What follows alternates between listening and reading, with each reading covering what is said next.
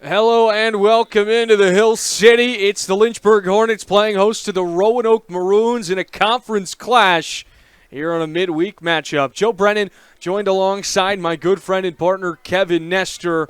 Lynchburg coming into this one after a tough loss on the road in Lexington to ranked 24 Washington and Lee. It was a 1-2 affair for the Hornets. They look to get back on track here today. Meanwhile, it's the Roanoke Maroons coming off of an emphatic 2-0 victory at home in Salem against the Marlins of Virginia Wesleyan.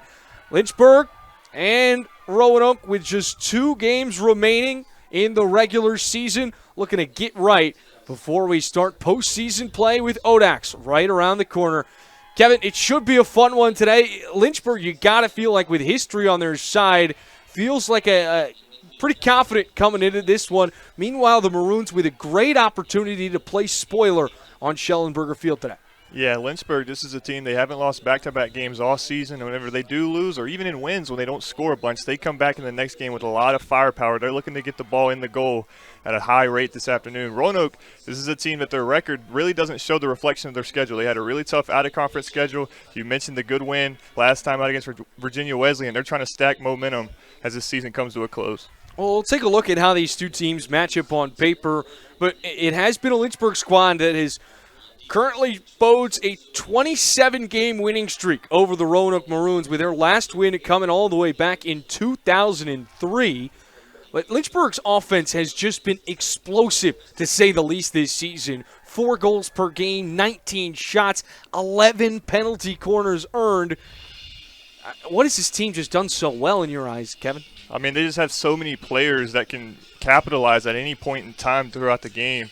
You got Dorenstein, you got Schuchter, you got Kuhn. They all can get active from any point, and they happen so fast. Their offense gets rolling in such a quick hurry that it's really hard to kind of decipher which way the ball is going to come from and which one's going to attack next. Yeah, you've got 3 players right now that are ranked in the top 5 for goals this season. But Anna Dorenstein has been someone that has really stood out. 16th in the nation for assists this season. She can dish it, and she can take it herself as well. 10 goals, 11 dimes for 31 total points, Kevin. Yeah, she leads this team in quite a few categories, but it's not just this team. I mean, she's top 5 in multiple different ODAC statistics. When you look across the conference, this is one of the best players in the ODAC. Meanwhile, the defense will still have their hands full. It's a Roanoke squad that is led by a true freshman in Corinne Orlando. 5 goals, 5 assists thus far this season. She's gone 3 games without scoring a goal, but she's had an assist in those last 3 contests. Yeah, the freshman from Manassas, she's really kind of been the staple for this team as a freshman. You talk about those categories, 5 goals, 5 assists. She's their team leader. She's kind of been the elevator for this program so far. It'll be interesting to see how she matches up against this tough Lynchburg defense. With that, let's walk you through the starting lineups. First for the Roanoke Maroons.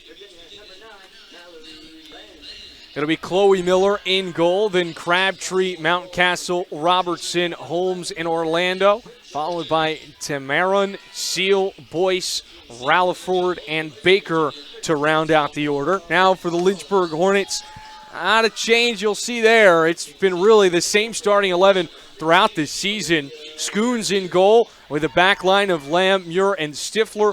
Balsamo, Freeman, Prinz, and Mizizi hold down the middle of the field. And that 3-headed monster of attackmen, the forward line of Kuhn, Schuchter, and Dorenstein. Slick conditions on the turf today as we're battling through a monsoon in central Virginia. Slick conditions, it'll make it feel a lot like AstroTurf, Kevin. Yeah, that's something that we talk about before the broadcast. When you talk about the attackers for Lynchburg, they're kind of used to this. It makes this turf kind of play like AstroTurf, what they're used to back in their home countries. It's going to be interesting to see if they feel at home out here on the turf today. With that, we'll step aside momentarily for the playing of the national anthem. Start of the game coming up on FloSports.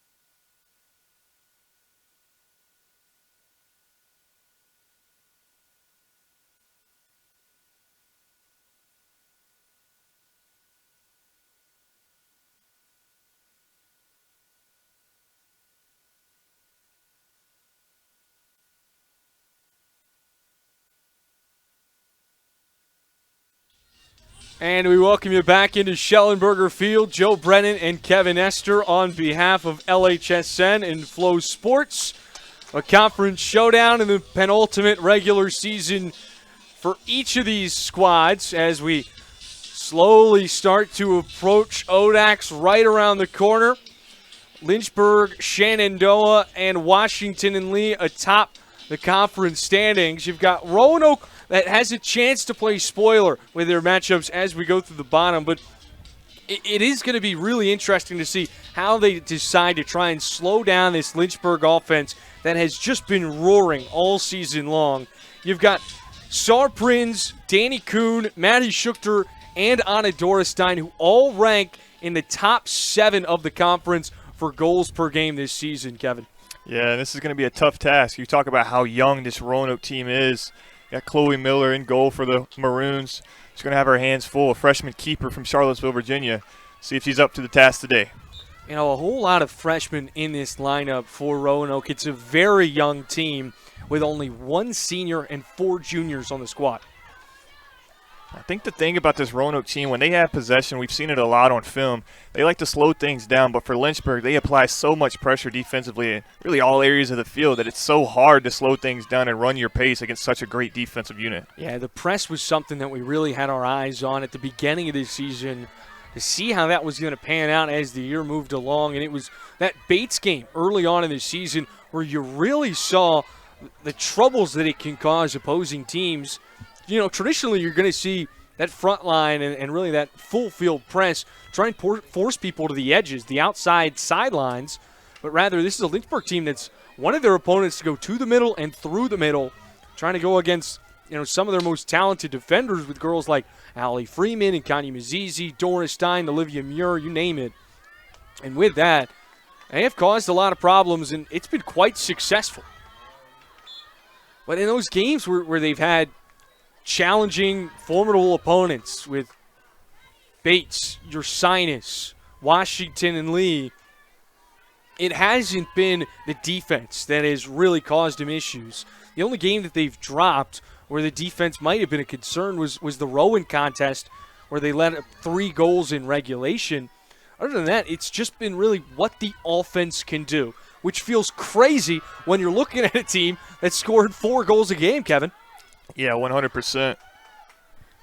I mean, you look at a team, you talk about tough losses, there's so many things to build on after that. Like you said, defense has not been one of them. It's been the offensive firepower that we've talked so much about in conference play. But even when you look at their losses, I mean, against 4 ranked opponents, you know, that's the 4 L's in that column for this Hornets squad. And that's not bad. That's things to build on as you continue into this ODAC slate. So your goal is to hope to see that Shenandoah Hornets team come playoff time and be able to turn that result around in the postseason. Yeah, it's a Lynchburg squad. When they haven't scored multiple goals in a game, they're 0-3. 0-4, actually. But, I mean, obviously when you get shut out, which has happened one time this season on the road, or a neutral site, rather, against Ursinus, where they outshot their opponent about 23-6. Nevertheless, they just couldn't find the back of the cage. But we've seen this team with flashes of games of 09, 08, 07. They can really find goals in a hurry. And oftentimes it feels like when it rains, it pours for this bunch. Yeah, and I think even offensively when you're not seeing the scoring numbers, you know, in the box score that you're accustomed to seeing, a lot of that isn't necessarily attributed to bad offense. It's just not capitalizing on opportunities whenever you have them. Well, we'll see our first penalty corner of the evening. Lynchburg, a squad that averages just over 11 per contest. But capitalizing on these opportunities is one thing that, as we approach postseason play, you really want to be strong on, Kevin.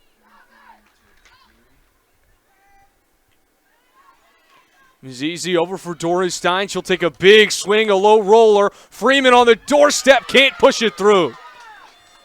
Roanoke with an exhale of relief, but they can't clear it out of their defensive zone. Lynchburg in front of the blue line. Doris Stein gets tangled up just outside the circle. Once again, an errant pass runs wide. And a good defensive possession there from the Maroons, especially Chloe Miller. doing a really good job keeping the ball in front of her. I think that right there is another example of just a missed opportunity from Lynchburg. You're just mere inches away from capitalizing and getting on the scoreboard early. You're called for the penalty. Officials will make the Maroons go back and reset.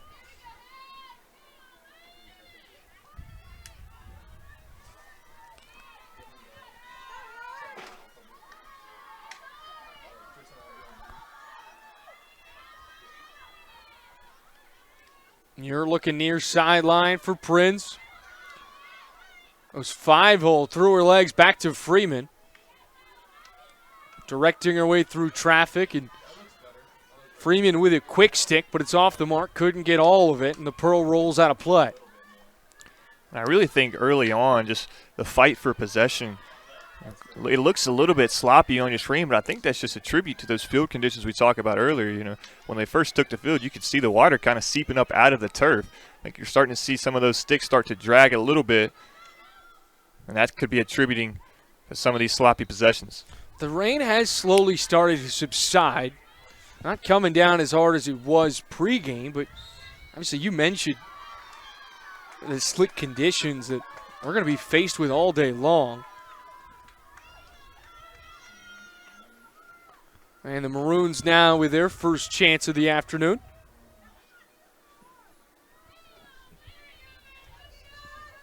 Penalty corner will be injected from Daniel Crabtree, the junior midfielder out of Virginia Beach.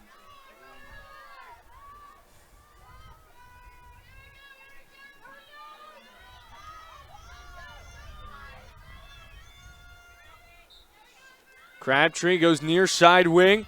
It's Orlando. Great stop from Freeman. The second team all-conference selection from a year ago has really built off her strong junior campaign last year. Pardon me, sophomore campaign a season ago. Junior is really an elite passer, also one heck of a defender. A lot of times she's someone that you can just match up with the opposing team's best offensive player and really just shut them down and put them in a straitjacket.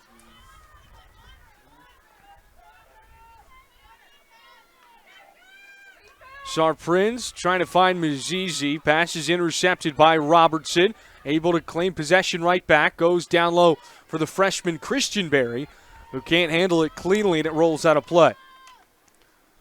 High swing. Lynchburg takes over deep in Roanoke territory.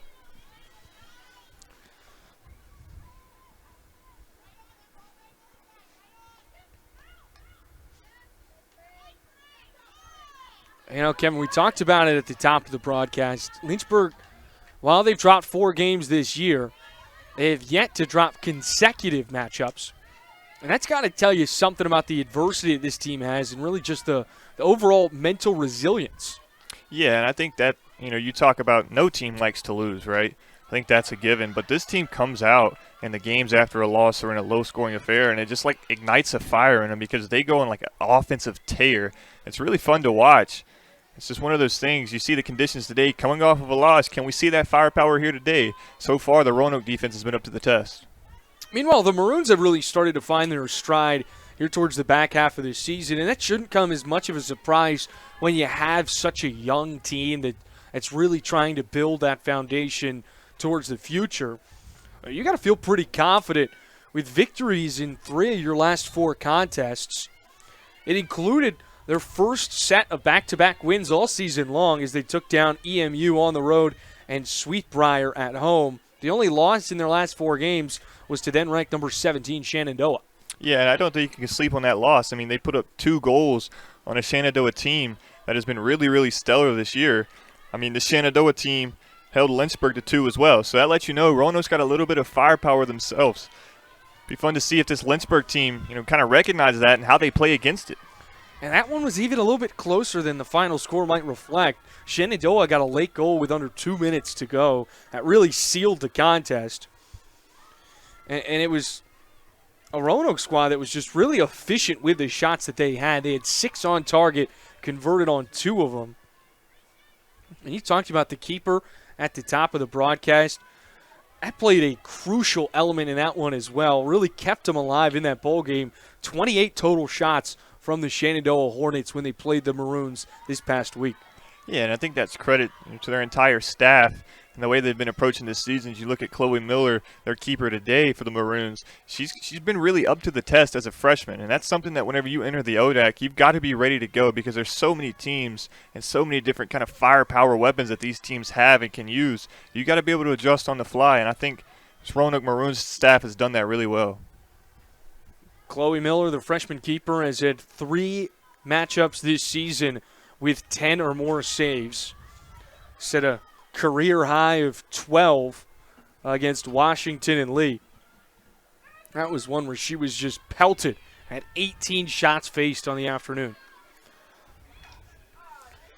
Anna Dorestein with a little bit of daylight. The Netherlands native streaking down the near side alley over for Christian Berry. Curls back up top into the circle. That one's tipped away. Nice ricochet, but a foul called on Roanoke. And Lynchburg will have a chance to reset at the blue line. Yeah, that was a beautiful possession from Lynchburg there. You saw him working with Dorstein inside to out. A little give and go, if you will. Just better job by the goalie. We talk about Chloe Miller. She's getting her name called here early. And Christian Berry, someone that's really come along as well. And that's something that we're going to see out of these freshmen. Doesn't matter what sport you're talking about. It more times than not is going to take a freshman about halfway through the season. Once they start to get in the heat of conference play, that you see them really start to flourish. And Christian Berry was a prime example of that. Didn't score her first goal until mid-October against Randolph-Macon. Then rattled off a goal in 3 consecutive games. Went scoreless in their most recent outing against Washington and Lee. Nevertheless, she's someone that provides a whole lot of speed and some depth to this Lynchburg front line as a freshman there tries to go with a backhanded whack. That gets knocked away. Then Byman into the middle. The tip up is no good. Megan Mitchell couldn't convert on it.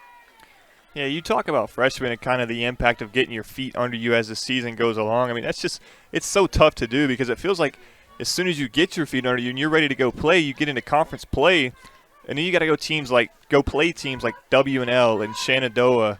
And, for this Roanoke team, you got to come play Lynchburg and vice versa. It's just one of those things. As soon as you think you're ready to play, you step into the heart of ODAC play, some of the top teams in the country. And I beg your pardon, it was Grace Peterson that had that most recent shot attempt off the ricochet. Another penalty corner ensuing now for the Hornets.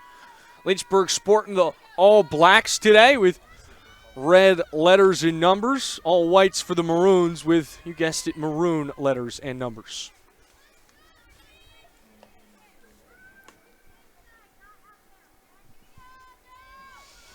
The insertion from Allie Freeman on the far side of the field. Goes up top from Muir. 2 steps, a crow hop, and a swing into the middle. And nobody's home. Rolls out of play, and Roanoke takes over deep in their own territory. Good stop there by the Maroons, but for Lynchburg again, you have one of those corner opportunities. You haven't been able to capitalize at the rate that you want to. That's just kind of been the example right there. It wasn't a bad pass, but just 2 black jerseys a little bit out of place, unable to capitalize on that possession. Prinz with a takeaway. Trying to create some space and keep it in. It rolls out right on that blue line. Crabtree has it knocked. Another stop from our officiating crew. Tomorrow brings it in. Up for Crabtree. Tackled by Prinz. And a kick called on the senior midfielder. Prinz, someone that has taken a much bigger role in her senior season on that offensive side of things. Prinz this year with 8 goals on 16 shots, extremely efficient. was so wild as it was coming into this season. She had only tabbed 3 collegiate goals during her 3 seasons with Lynchburg. She's almost tripled that in this year alone. Joe, while we got a second, walk me through what that green card to Prinz was for. I mean, you see it come out right in the midfield area. What are we seeing there? I'm going to keep it a buck with you. I do not know. I was kind of thinking the same thing. It just happens. It happens so fast. It's one of those insertions from the sideline. Play gets blown dead for 4th or 5th time here in this opening frame, and official on the far side throws up a green card. I appreciate you putting me on the spot like that. I was just hoping you would maybe have some more insight than I did for that one. Here's the chance for the Maroons. Knocked away. Nice defensive stand from Stifler.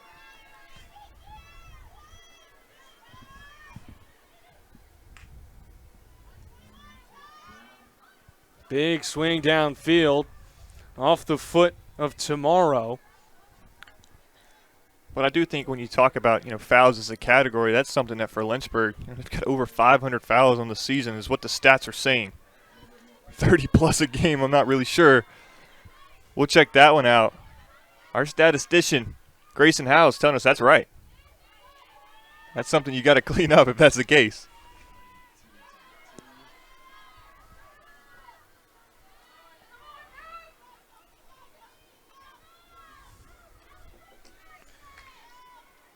Freeman has her pass knocked loose.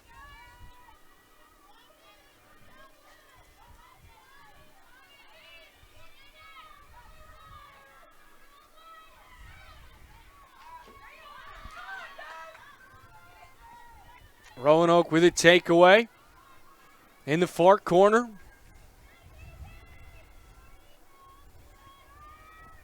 A scrum for the loose ball. Last touch by a white jersey. 30 seconds remaining in this opening quarter. 3 shots for the Hornets. None so far for Roanoke. On the inside, it's Kuhn. Danny Kuhn, backhanded slow roller, knocked away. Prinz chases it down with 10 and ticking.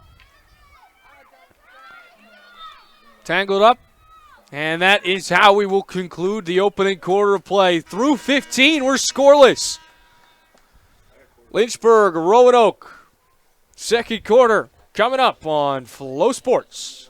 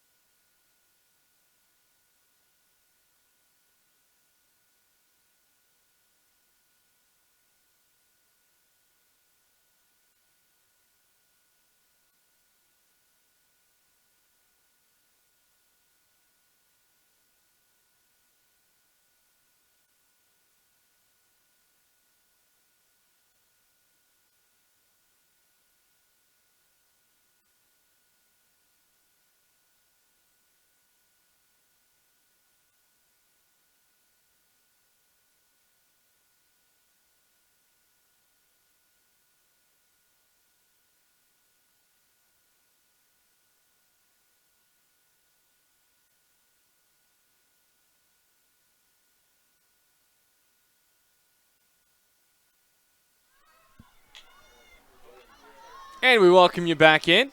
Scoreless through the opening 15 minutes. Maddie Schuchter dribbling down the near sideline. Crawling into the circle, and a whistle blows it dead. Long pass kept in play by Maddie Holmes.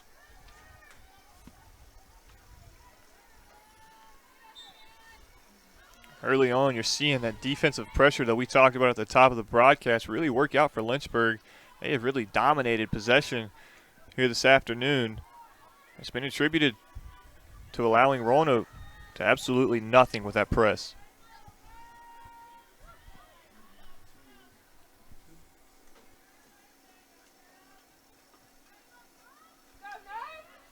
Roanoke has had a couple of chances in the Lynchburg circle as this swing from Tomorrow goes out of bounds. Prinz loses the handle, gets into the circle. She'll give it a go. Trying to tip it off the stick of Dorestein. She gets it right back. Dorestein unwinds. Ball's still loose.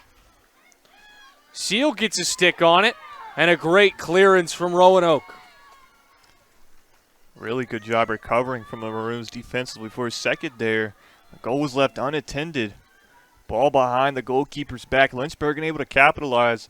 Roanoke clears it out. No harm, no foul.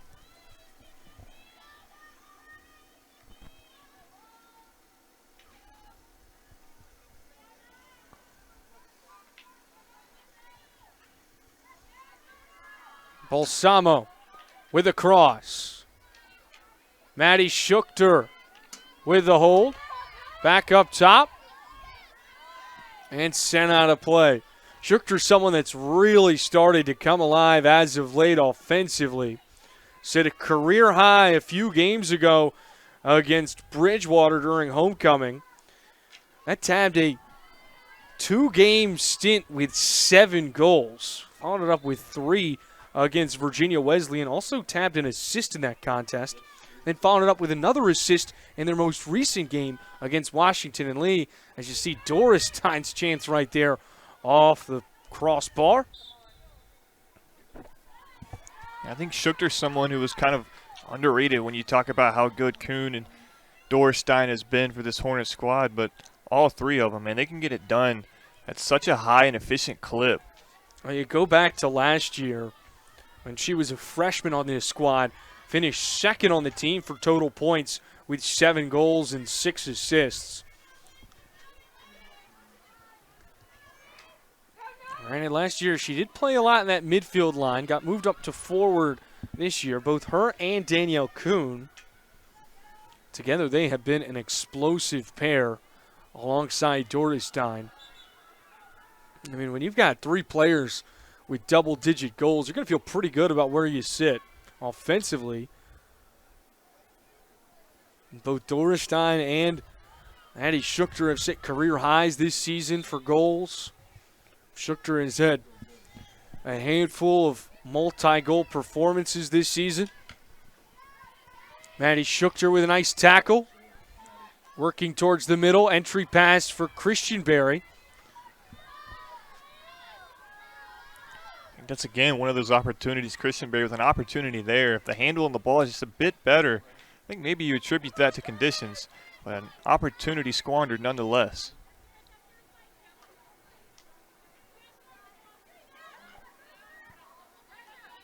Clean passing has really been the main issue for both sides thus far. You've seen Roanoke struggle with it to get it across midfield, and Lynchburg has struggled with it inside the circle and trying to get it to their teammates in scoring opportunities. Christian Berry, big swing, far right.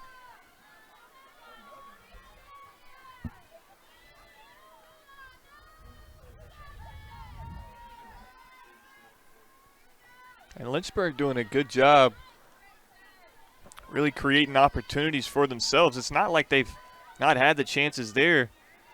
The Roanoke defense has gotten out of some jams, but a lot of that's just been thanks to miscues from the Hornet offense.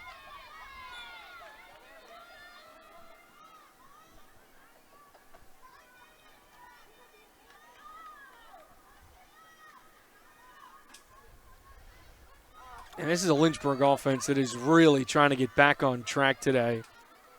Like Coach Relaford has said, a handful of instances when they're coming out of those games where they're winning by 7, 8, 9 goals, saying, we have the capability to play like this. This is how we play every day in practice.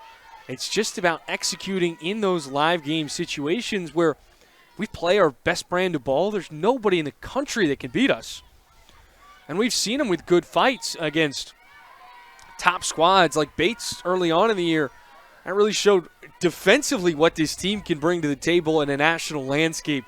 You just need the offense to click like it has against Susquehanna, like it has against Avery, you name it. All those handful of games where it's just been explosive and by committee. You have 3 forwards that all have the capability to score 2 goals any given day. And don't forget about that midfield line as well with girls like Mazizi and Balsamo and Freeman that can really hurt you from the outer edges of the perimeter. Up top to the Castle. Balsamo can't capture it cleanly. And another wasted opportunity for Lynchburg on the penalty corner. Yeah, it's absolutely not overselling your team whenever you talk about those comments from Coach Relaford. They have the capability, and like you said, we've seen it on occasions. It's just a matter of capitalizing on chances because the chances for those opportunities have been there in every game they've played so far this season. They just haven't capitalized at the most efficient rate in a couple of those games, and that's really been the main contributor to some of those L's that they've taken this season. Because we talk about how good their defensive presence, defensive effort has been. They've had 6 games this season with 5 or more goals. That's over a third of their competitions. It's a big reason why you see their average sitting where it is. It's one of the premier scoring teams in Division III. And this isn't a Roanoke team that you want to underestimate by any means. And we've seen that through the opening 22 minutes. It's a squad that has really started to find their stride here towards the back half of the year. They sit at 6th in the conference standings at 3-3. A nice dribble right there from Sophie Baker, the freshman defender. Nevertheless, doesn't turn into an offensive opportunity. Long ball downfield, and Lynchburg will flip to, as we take another look at that stick work. This is a team that's got a whole lot of freshman playmakers. But right now, if you're Roanoke, you're currently in the playoff picture as it sits right now. You would have a quarterfinal matchup against the 3 seed. And from there, you would go on and play the number 1 overall seed. But it is a tight race right now in the middle of the pack. 4 through 6, all tied at 3-3 in the conference standings. Bridgewater, Randolph-Macon, and Roanoke. And you've also got Virginia Wesleyan at sitting right on the bubble on the outside looking in at 2-4 in conference play. You're at the part of the season where, all of those teams that you just mentioned, we talk about controlling your own destiny. Well, the wheel's in your hands. And which way are you going to drive it at this point in the season? Schoons with a kick. Then Byman up for Kuhn. She's got a lot of space. Good control. Dishes over for Freeman. She'll reverse right back over for Den Byman. On a rope for Kuhn. Wants to head towards the corner. That way it gets locked up. Off his stick. Peterson possesses and earns a penalty corner just inside the circle. With that, let's take a look at the other games we've got going around in the ODAC. A whole lot of playoff implications on the line, especially for the Roanoke Maroons.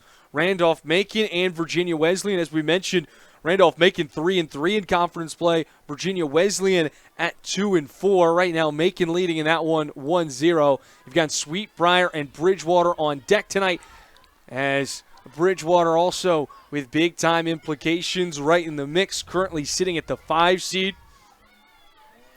A win tonight would keep them in that mix and a chance to jump past Randolph-Macon as well if they come away with a win and Randolph-Macon stumbles to Virginia Wesleyan.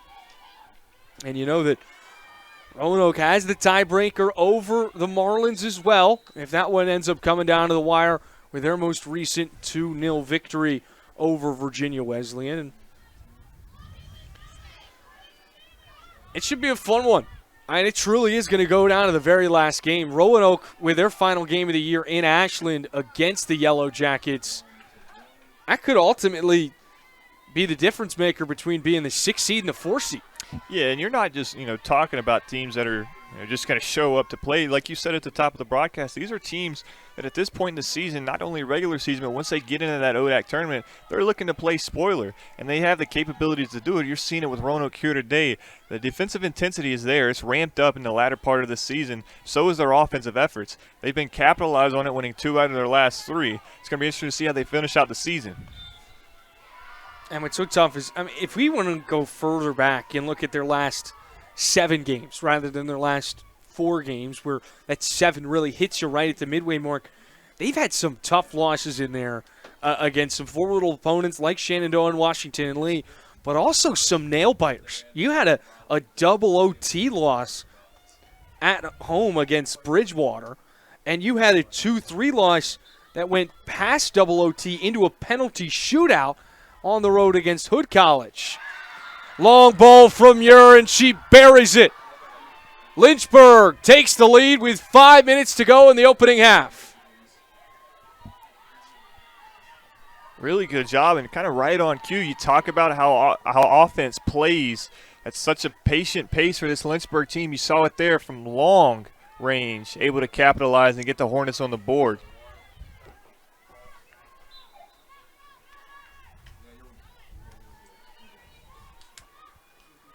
Olivia Muir from the back line, from the ropes.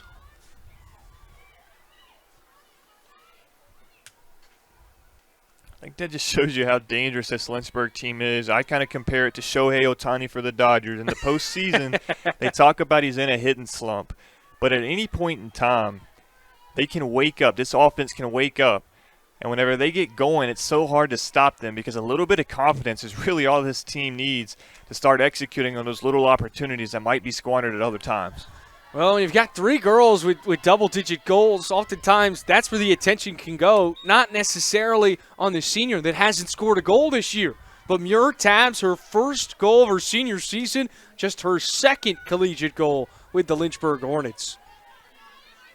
She can swing it. I mean, this back line has a whole lot of velocity coming off the woodwork.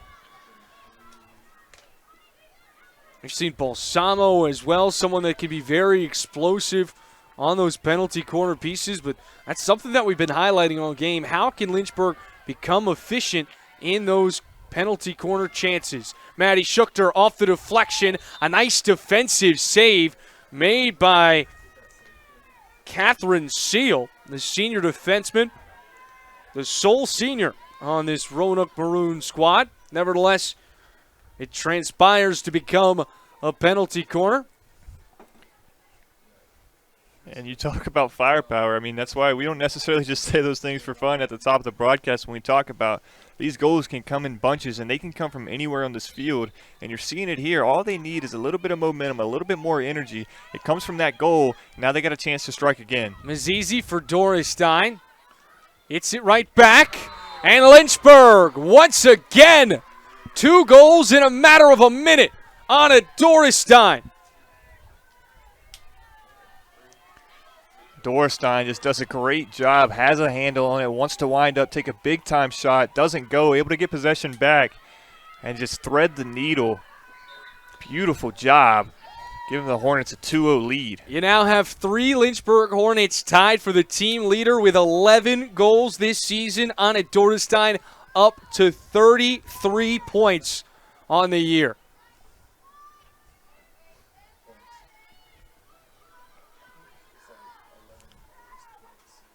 It's talked about a lot in sports, but man, momentum can be such a big thing whenever you finally kind of break out of that slump offensively and you see one go in.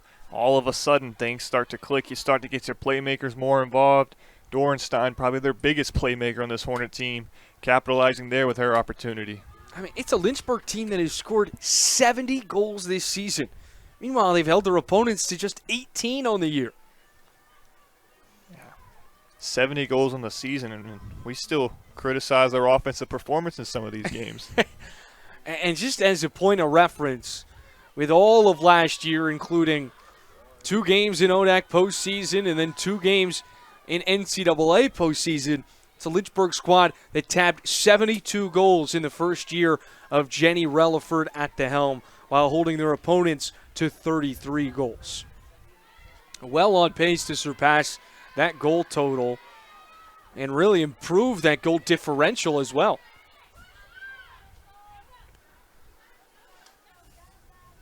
I don't think you could ask for a better way to start off a campaign as a head coach in your first 2 seasons. When you look at the numbers, and they always say stats don't lie, but the things that's been accomplished, and it extended well beyond her time with sort of the blueprint and the DNA that this team has.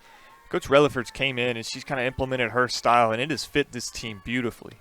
Well, talking about what she has done during her stint, in short, it's been win, and especially win at home. 16-1 during her 2 seasons with the Hornets as the head coach.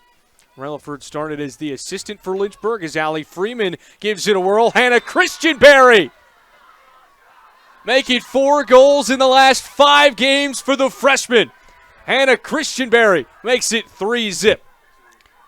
An opportunity here. We've called her name a couple of times with the missed ones. This time, lines up her shot, gets in the perfect spot. Not going to miss that one.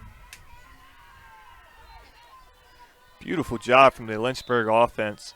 Again, we talk about the slump in that first quarter. That was kind of our main talking point. The slump they've been in offensively. Can they get it going again? Within a matter of 5 minutes, they show you they still got that firepower we talk about. Well, we talked about their goals coming in bunches at the top of the broadcast, and you felt like it was only a matter of time until Lynchburg could get on the board. 3 goals, all within under 4 minutes of each other. And looking to add more. Here's Maddie Schuchter out in front. Spins back. Tries to sneak it through, knocked away. Christianberry repossesses the rebound, under 40 to go. Doris Stein in the mix. And a nice stop from the Maroons back line. I think that's going to be a possession Lynchburg looks back on as one to take advantage on. You had 2-on-1 on the open field. Saw her Prinz wide open out in front. Chance there. Schuchter decided to take it herself. Spin move back into traffic. Credit the Roanoke defense for a good stop there. Shai Schoons will boot this one to the near sideline. Game clock with 10 seconds remaining. Sarprinz trying to keep it out of the sticks of white jerseys. And Allie Freeman will send this one to midfield. Connie Mazizi takes us to the break. It was a very competitive opening 25 minutes. But with 30 minutes to go, Lynchburg leads 3-0. Well, second half coming your way on FloSports.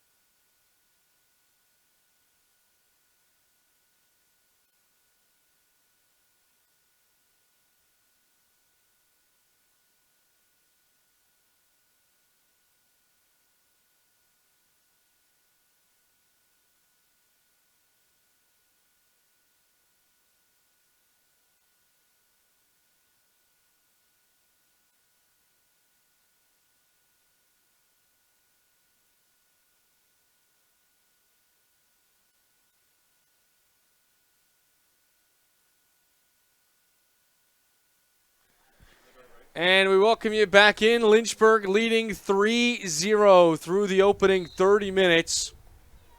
It was an exciting first half that was extraordinarily competitive through the opening 25, but the Hornets just ran away with it through the last 5 minutes. We take a look at the numbers through the first half. Lynchburg really dominating, really, in any aspect that you're looking at. The Hornets with 9 shots on goal, 13 total shots. Meanwhile, the Maroons still trying to get their first shot off of the day. And Lynchburg, a lot of those coming, like you mentioned, in those last 5 minutes. They were so deadly there, and that's kind of what we talk about at the top of the broadcast, how fast this thing can happen for Lynchburg's offense. When they finally get going, they're so hard to slow down. Really, the only team that can slow them down is themselves when they get in their own way. We saw some capitalization on opportunity to see if we can get one here. Doris Stein looking for Prince. Our Prince with her 9th goal this season. The Lynchburg offense firing on all cylinders.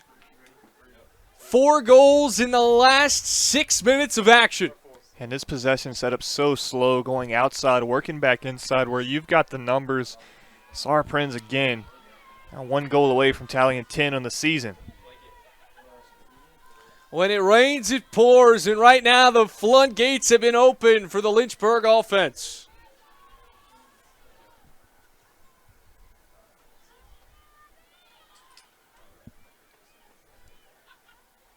You see Lynchburg again attacking. Offensively, this is kind of where they love to live at. Get these opportunities, continue to work. At this rate, they've been firing. Wouldn't be surprised to see them put 6 or 7 goals up on the board.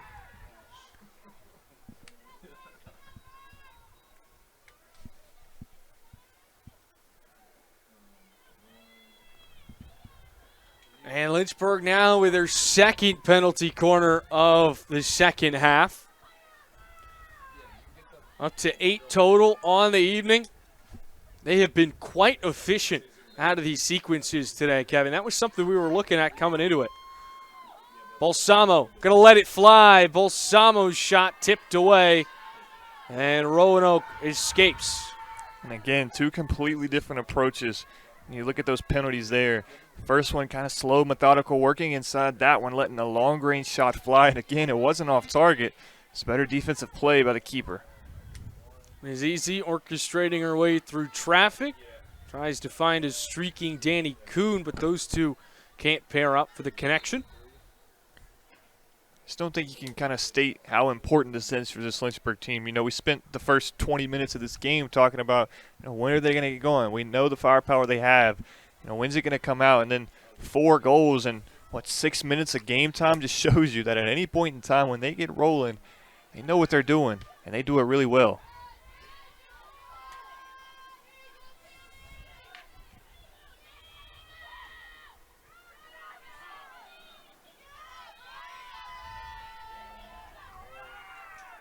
I really think it was that first goal that kind of lit that fire. It seems like since then, the energy and the intensity has ramped up tenfold. When you look at this Lynchburg, not only the squad on the field, but the sideline as well. Energy's been up. Everyone's been engaged. And it's continuing to create these opportunities like you see here. And like you said, Kevin, it'll be another opportunity now for the Hornets.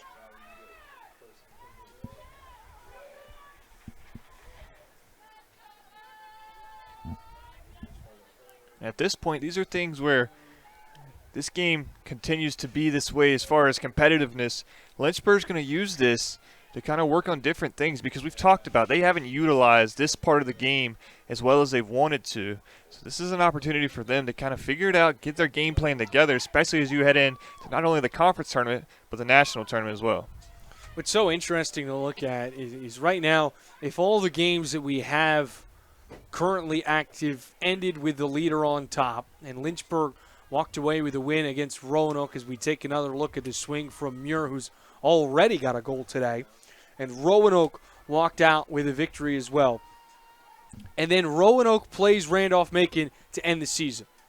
So if everybody takes care of business and Roanoke drops one today, but then beats Randolph-Macon in their last game of the season, you would then have a 3-way tie for 4th through 6th. And you would have to then lose the tiebreaker of head-to-head matchup because you've got Randolph-Macon beat Bridgewater, Bridgewater beat Roanoke, and then Roanoke beat Randolph-Macon. So you'd have to go to the goals for and against, and at that point, it's a toss-up. I mean, you could be walking out with the 4 seed, the 5 seed, but either way, you're playing a quarterfinal matchup. But you would much rather be in that 4-5 slot, playing one of these teams in the hunt, rather than going and playing either a Shenandoah, Lynchburg, or a Washington and Lee in that opening round. 3 teams that have all found themselves in the national poll. Yeah, and I think that's such a big factor that these teams have to keep in mind playing the last games because, as spectators or even as players sometimes you kind of get lost and thinking, we're kind of getting ready for the postseason. These games don't matter all that much. They matter more than you think, and I think you talk about how the tiebreakers deciphered and broke down and things like that, and at some point you just got to be glad we still aren't flipping a coin as deciders. And obviously, everybody's goal is to run the table and walk out of early November with an ODAC title. But you want to position yourself with the best possible path, and the best way to do that is just by winning games. And right now it's just going to shake out to be a whole lot of fun with that final game of the season for Randolph-Macon and Roanoke being against each other. And, of course, you got Bridgewater in the mix as well. So it'll be interesting to see what the Eagles can do. And not everything's given for them either. They've got that big game tonight against Sweetbriar where you'd like to take care of business. But they finish against a really strong Washington and Lee team that currently sits at 3rd in the conference. But their sole loss coming at the hands of Shenandoah in conference play, fresh off a win against the Lynchburg Hornets. So it'll be interesting to see how everything shakes out. And anything's possible.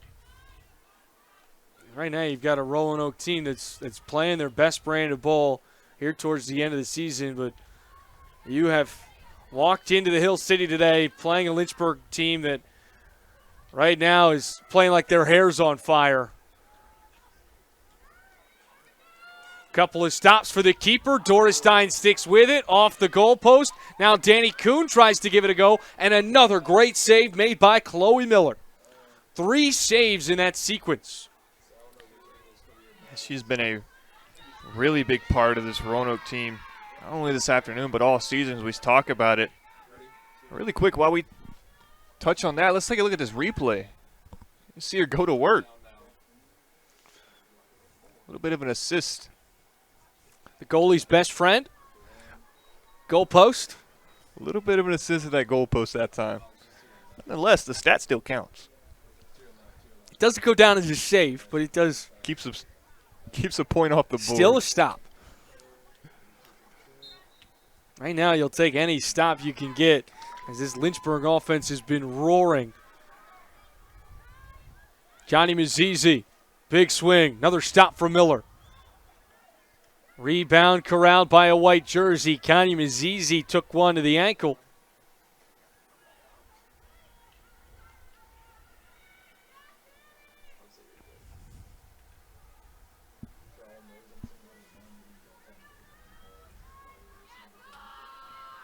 Sarprinz carving her way inside. Nice defensive save. Yeah, really good job defensively from the Maroons there. Lynchburg had a crafted play, 2-on-1 situation. Pass deflected from the Maroons. Able to stop something from getting started. Outside for Peterson. Looking to the interior and snuffed out by the Maroons. Orlando lost the handle. Mazizi with a tackle. Good pass for Freeman. The entry feed. Danny Kuhn kicked away by Miller. Then Byman tracking it down and played out for Crabtree.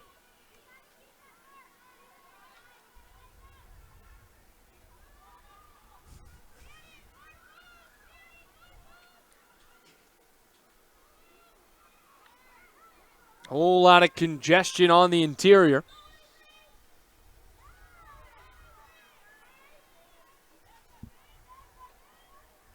Past the midway mark in quarter number 3.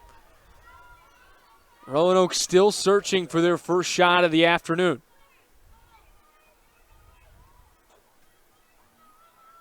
That rain has turned into a mist here in Central Virginia.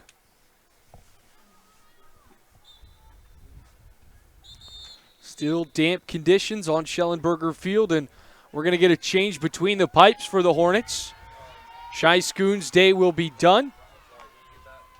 And Samira Garavi will check in for Lynchburg. Great day for Schoons. Not a whole lot of action for her.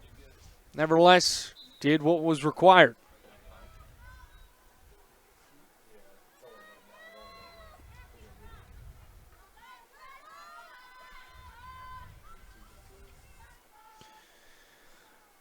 Samira Garavi this season, we had 5 games played. She's had 73 minutes of action and has recorded 2 saves on her 2 shots faced.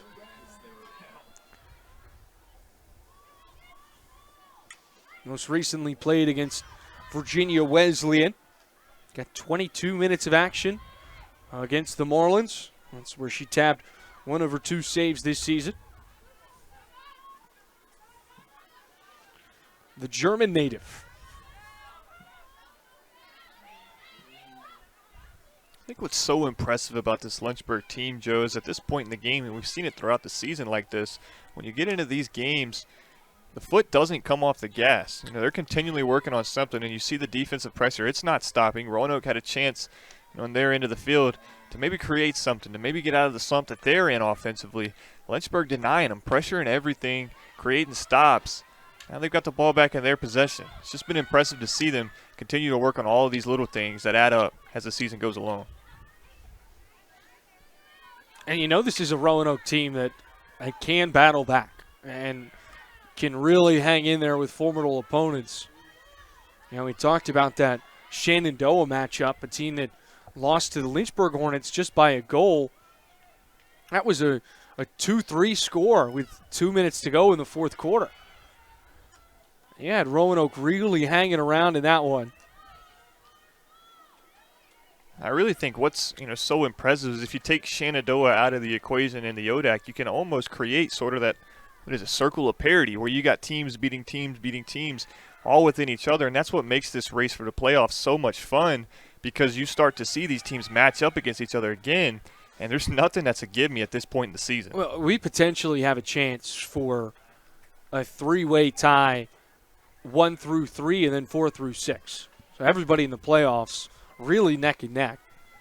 And it makes a big difference for primarily that 6-3 team, because the 6th spot having to play the 3 team does feel like somewhat larger of a disparity than the 4 playing the 5. And if you're the 3, you don't even want a chance to risk it. You would love to take the bye, have a week to prepare and rest and get everybody ready to go. Nevertheless, it'll be fun to see how everything transpires. And I think that's a really good point. Even if you're, Shenandoah or Washington LE or even Lynchburg at this point in the season, you cannot afford to take your foot off the gas because you want that bye, because you never know what can happen. That's just how good these teams are. And you talk about turnarounds. Roanoke will turn it around, especially if they get that seed for the ODAC tournament. Their intensity and energy will be there. You don't want to run into this team if you don't have to. And as of now, Shenandoah has played an extra game, so that's why we see them at the top of the standings. But you've got a Lynchburg and Washington and Lee team that right now are looking to be the 1 and 2 teams, as Aurora Balsamo banks it in. And the Hornets continue to fire offensively.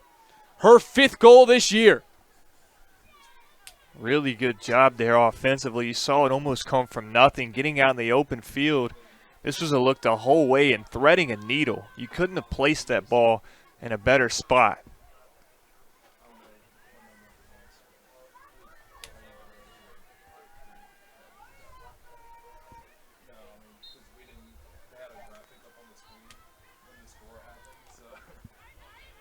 With that, we'll go back and take a look at the standings real quick.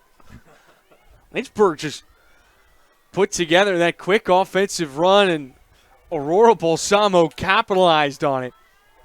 You see, Lynchburg and Washington and Lee, it's most likely going to be the Generals followed by the Hornets at that 1-2 slot with Shenandoah at 3. And right now it looks like Roanoke would most likely be that 6th spot. And Kevin, we've been talking about this one all day.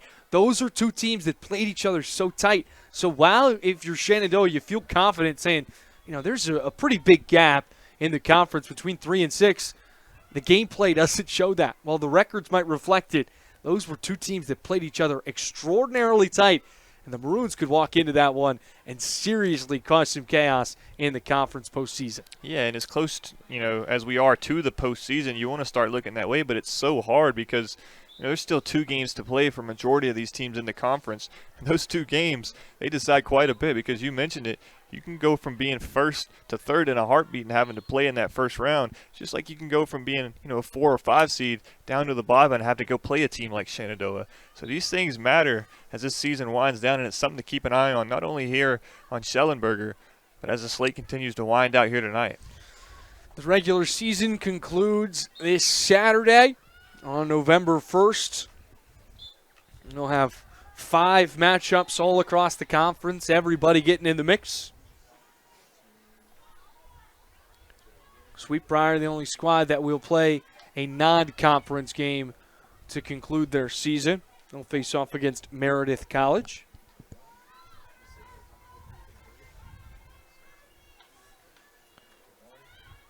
Kevin, we take a look at the first 25 minutes versus the last, we'll call it 19. What's been the big difference maker for Lynchburg? Just capitalizing on opportunities, and that was, what we talked about at the top of the broadcast. The opportunities have, continued to be there throughout games like this for the Hornets. They've continued to have the chances with great passing, with opportunities, in the penalties. They've had those opportunities, just unable to capitalize, but I think you've seen it with the passes and the set pieces that they've brought in here. And like you said, the last 19 or so minutes of game time, they've capitalized, and that's something that was so big inside of that Hornet huddle coming into this game. Well, they've attacked by committee today. 5 goals and 5 different goal scorers. 24 total shots, 15 of which have been on target. This will be the second penalty corner of the night for the Roanoke Maroons. And once again, it can't turn into a shot opportunity, but nevertheless, they earn another corner. Right now, as you're Roanoke, you just want to get a shot off. Yeah, and I think it just comes with faster possessions. I think when you look at this team on the film, it's shown throughout the season, they like being patient with their attack, getting things set up, and then going when they get the look they're looking for. But against this Lynchburg team, they haven't offered that with their pressure. So, like here, you got to attack when the opportunity's there. That was a good look. They were trying to find Orlando on the far post. Couldn't hit the nail on the head.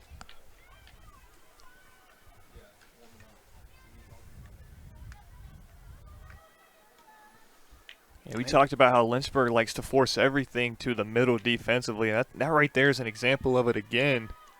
And we've already got another keeper warming up. It's Lilia Seifert, pardon me, the freshman keeper getting loose. We have not seen Seifert yet this season. Or pardon me, she's had 1 appearance with 5 minutes of action. That was against Swanee way back in September. That feels like so long ago. But oddly enough, it feels like we just started the fall season. Yeah, and it's like that in every sport. Well, as we head to the break, final 15 minutes coming up. Lynchburg with a commanding 5-0 lead on FloSports.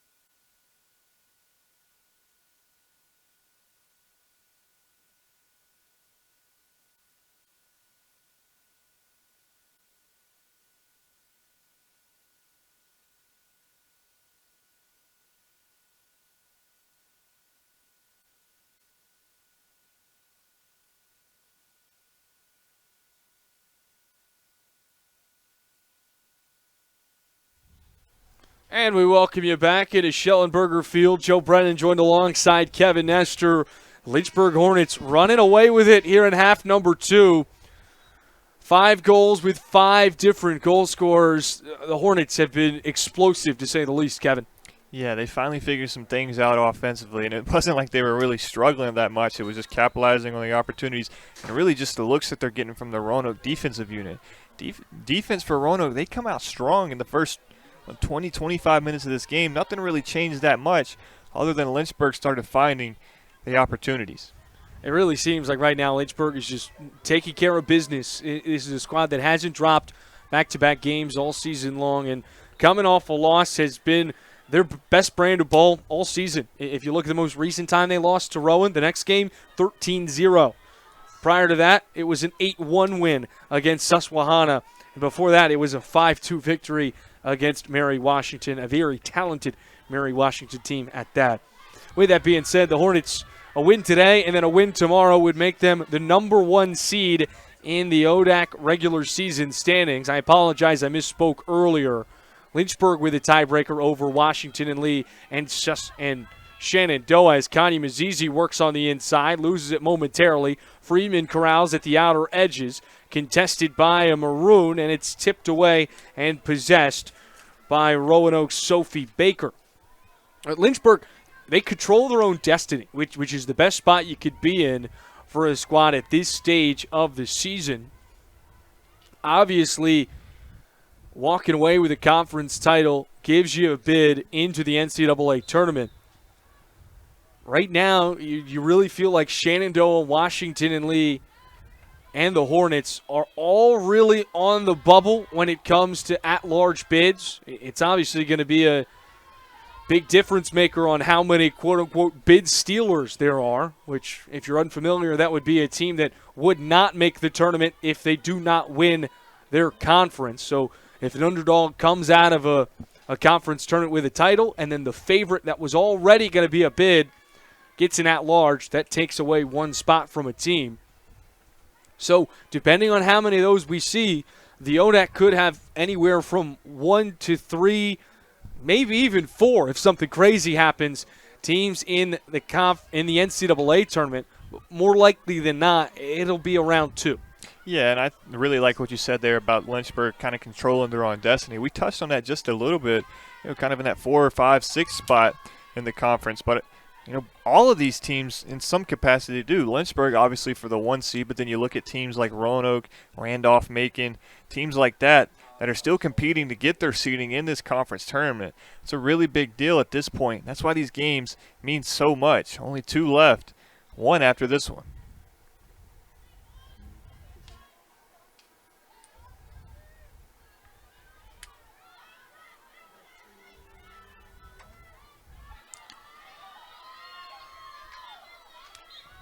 I really think for Lynchburg, you kind of mentioned it earlier, Joe, how much they've kind of bounced back after losses with big scoring things. For Roanoke, they were kind of hoping maybe, things would go a little bit differently. And in the first quarter, it somewhat did. Whenever you look at, Roanoke was able to slow this offense down.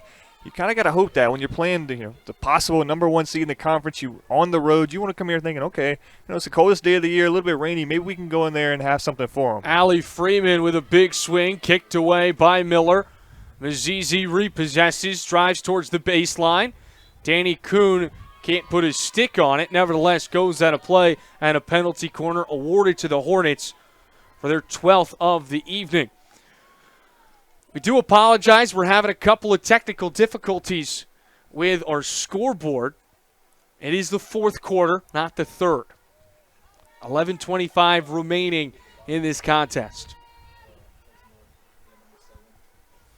Allie Freeman will take the penalty corner for Lynchburg.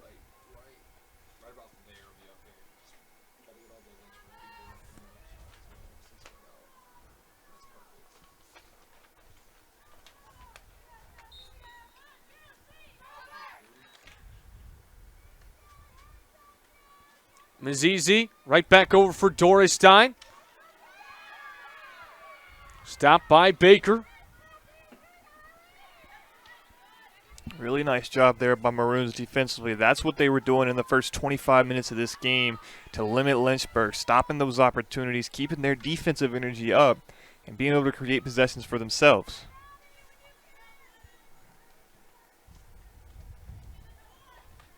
Balsamo, centering feed, and a whistle called on Matty Schuchter.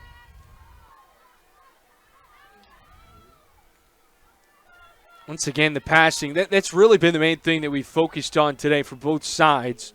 For Lynchburg in the first half, it was really a matter of trying to connect on passes in narrow windows once you get inside of Roanoke's defensive zone. Just really couldn't operate in those narrow spaces, but once they figured that out, it completely changed the script of this game. And on the other side of the pendulum, you have a Roanoke team that has really just struggled to get past this Lynchburg front line on those clearances. And when you can't get it across midfield, you're going to have an even more difficult time getting it into the circle, Kevin. Yeah, and I think, I'm not going to knock the Roanoke defensive energy at all. They've maintained it throughout this game, not changed much. Danny Kuhn cuts it back over for Tatum Humphreys. Slow roller kicked away by Miller, right back into the stick of Kuhn. And yet another penalty corner now for Lynchburg, up to a dozen on the day. I just think what can be so frustrating for a defense like Roanoke right now is whenever the offense gets going for Lynchburg and they're just capitalizing on everything. They're hitting everything so perfect. You see opportunities, a couple of goals that just, you couldn't put it in a better spot. If it's an inch or two off, the ball's not going in. Lynchburg capitalizing on those possessions, that's what's making this score stand out. Roanoke has done some good things defensively I think they can build upon. Allie Freeman sends it up top. Mazizi controls over for Dorestein. Extra pass. Sarprinz make it 10 goals this season. 4 Hornets with double-digit scores. That is what Lynchburg loves to see. You get those opportunities coming from the penalty corner. Slow, methodical possession to be down there that deep. Dorestein, unselfish play. Finding Prinz in a perfect spot. She's able to capitalize, and like you said, number 10 on the season for Sar. That's what you call offensive firepower for the Hornets. Sarprinz now the sole Hornet with multiple goals on the day.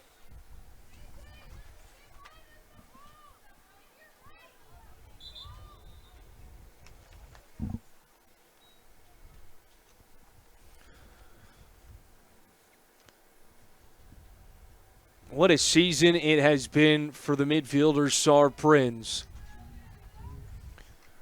3 goals during 3 years in the Hill City, and in her senior campaign has flourished.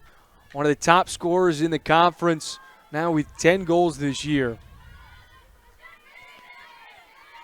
And what's crazy to think is that's good for 4th on the team.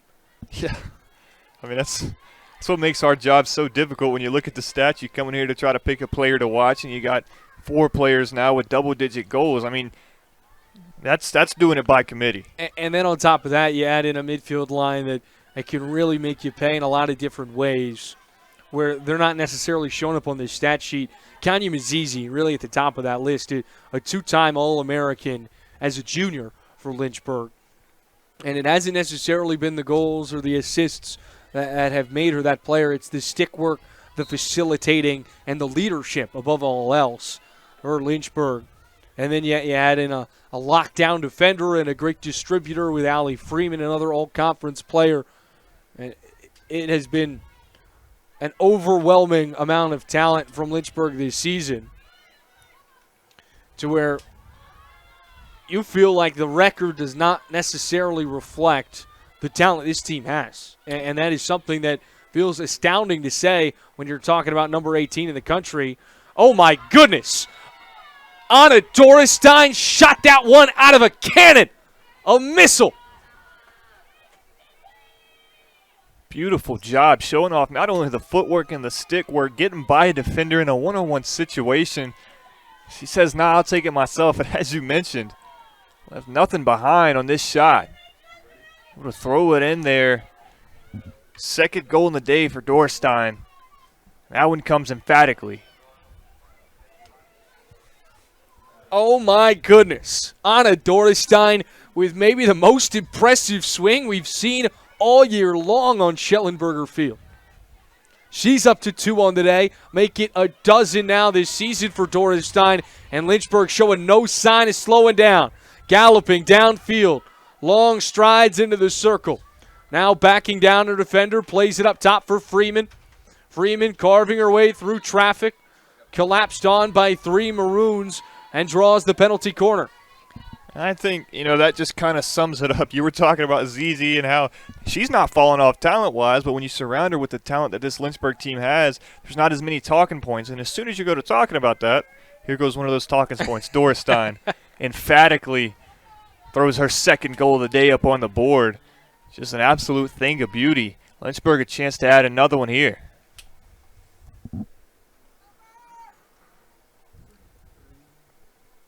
It'll be Freeman from the end line.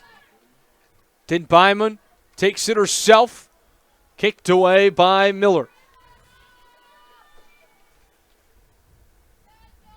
Hornets will reset from the blue line.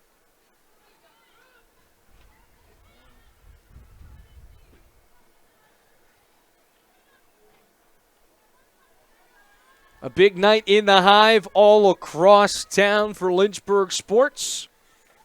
Men's soccer will follow things up tonight with their senior day against Shenandoah.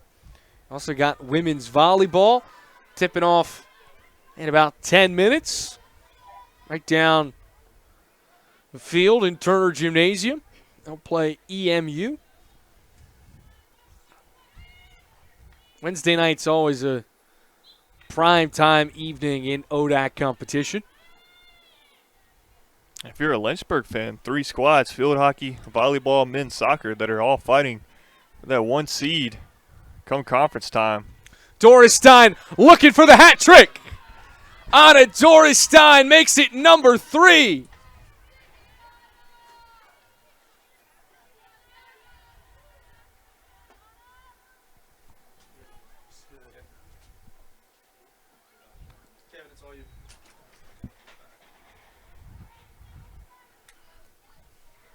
Again, offensively, that's just how quick it can happen for Lynchburg. You think you've got a moment for another talking piece, and as soon as you throw it in, Dorestein comes from out of nowhere, spins her way into that one, and again, that's just how fast Lynchburg can get going. When they capitalize, they make it happen in a hurry.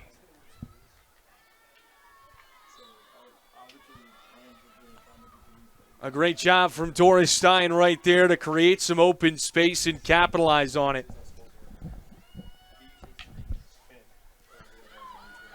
The ability with the stick work is something that really stands out from Dorestein. You mentioned the spin right there. Turnstile. You might need to call her Spinderella the way she makes you lose your slipper. I mean, she is really a crafty player in those kind of narrow windows. And it's a big reason why we've seen her score at such a high volume this season. Make that hat trick number 2 this year. She tied a career high against Susquehanna earlier this season with 4 goals and 1 assist.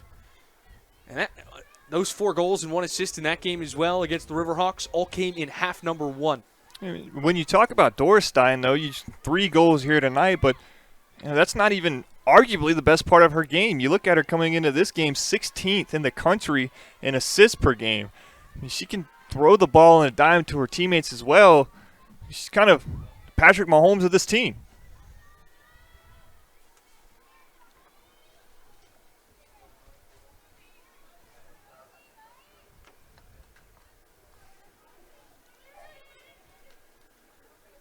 Four and some change to go in the final quarter of play.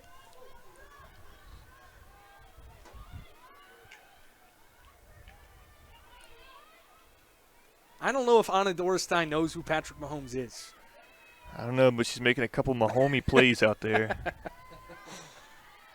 We'll have to do some investigative journalism on that end. Because I'll tell you, she's probably a fan of football, but not the one we're talking about.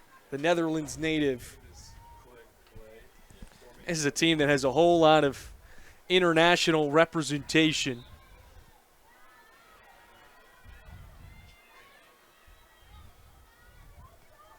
Take some of the juice away from my point. What I'm trying to get at here, Joe, is when you talk about a complete player and a complete package, Anna Dorenstein is that. I mean, again, top 16 in the country in assists. I mean, she comes out here and displays 3 goals, all in very different facets. I mean, she's doing it ISO. She's getting, the ball in space, making defenders miss. She's doing a great job at it.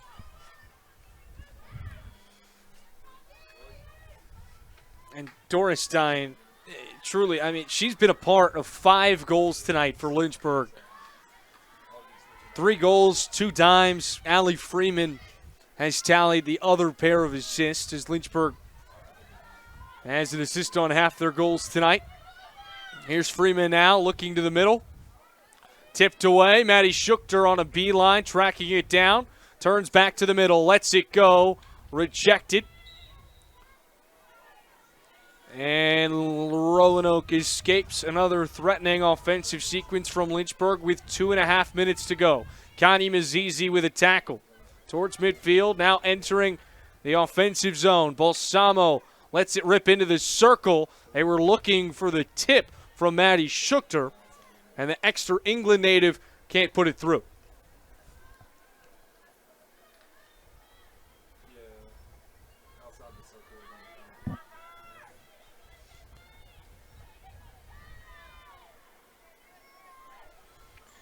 Lynchburg now will turn to their final game of the regular season, a senior day contest against Eastern Mennonite, a team that sits in the bottom of the conference standing, still looking for their first win this season. The Hornets, you got to feel pretty good about how you've closed out the regular season. Still with 1 game to go, but right now, all eyes seemingly set on postseason play. Most likely than not, Lynchburg will play the winner of that 3-6 matchup, which could become a rematch of last year's ODAC final between Shenandoah and Lynchburg, 2 squads that have really run the ODAC in terms of field hockey for the past decade. And it seems like every time you see that game come up on the schedule, whether it be regular season or postseason, you got to lock in. It's going to be a barn burner. And like you said, we've seen them play once this year so far. That one fit the bill. I think stars align. You could see it again come postseason time, and boy, would that be exciting. And while this one doesn't necessarily go your way, if you're Roanoke, Virginia Wesleyan dropped tonight as well, who was just behind Roanoke in the standings. So they'll stay in that 6th spot and a chance to cause some chaos if they can beat Randolph-Macon. 20 seconds left. We start to talk about stats, and Dorenstein going for number 4, throws it off the, off the goalpost. Nevertheless, that'll bring us to a close in Central Virginia. It's an 8-0 victory for the Lynchburg Hornets. The 5th time this season they've scored 7 or more in a contest, and it's their 7th shutout of the year. Kevin, through the first 25 minutes, we were tied up at 0-0, but this Lynchburg offense just got rolling, and from that point on, they showed no sign of slowing down. Yeah, and I think you kind of saw what makes them dangerous. Their first 5 goals scored by 5 different players. That's the firepower we talk about. You can't just highlight one player when you talk about this Lynchburg offense because there's so many different players that can get it done. And you see it happening from ISO situations. You see it happening from beautiful passing. You see it all happening right here on your screen. Well, it was Anna Dorenstein that led the charge offensively. 3 goals, 2 assists for the Lynchburg Hornets as they charge their way towards a grand total of 8 goals and another victory in their penultimate regular season matchup. We appreciate you spending your Wednesday night with us. Women's volleyball taking the floor right now in Turner Gymnasium. Men's soccer on deck against Shenandoah for senior night. We appreciate you tuning in. Until next time, have a good one.